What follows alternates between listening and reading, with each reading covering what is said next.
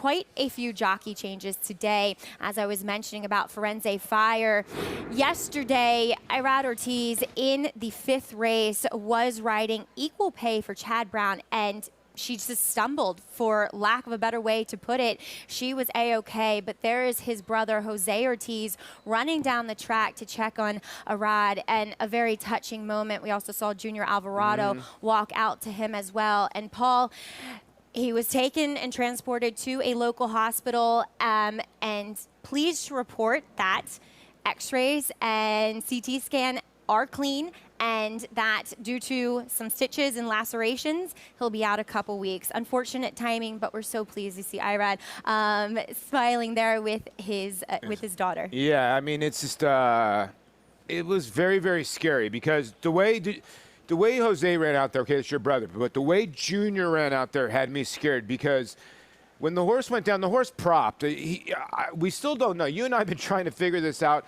whether he either propped, saw something, stopped, and then kept on going, because the horse was completely fine.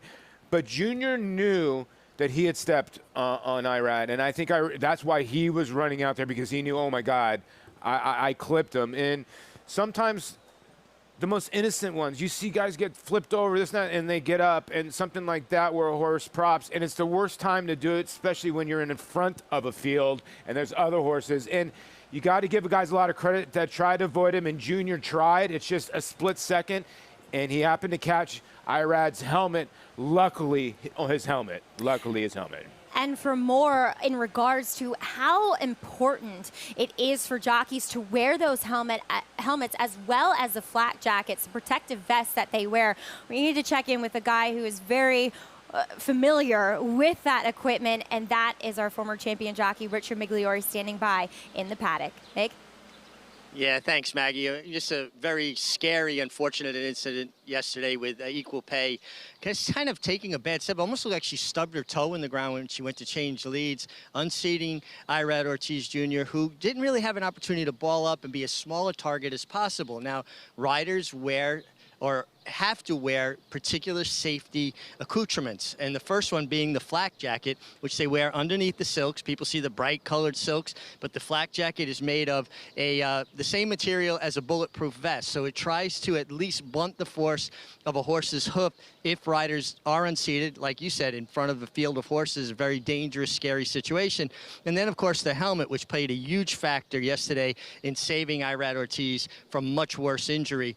You have a helmet cover that goes over the actual helmet that correlates with the silks the horses wear. Underneath is the helmet. Now, they've come a long way with the technology of these helmets, the padding inside and the material outside. Now, Irad actually did get clipped with a hoof right on top of the helmet, and you can see the damage done by that hoof. You're talking about a 1,000-pound animal that comes down with a force of, supposedly, if you combine the punch of 4 of the greatest heavyweight fighters of all time, that kind of force. So the helmet did its job, saved him from much worse injury, but unfortunately bad timing for him, because he'll miss the Belmont. But you know what? There'll be plenty more Belmonts in his future. Just thankfully both horse and rider are okay. Yeah, and it's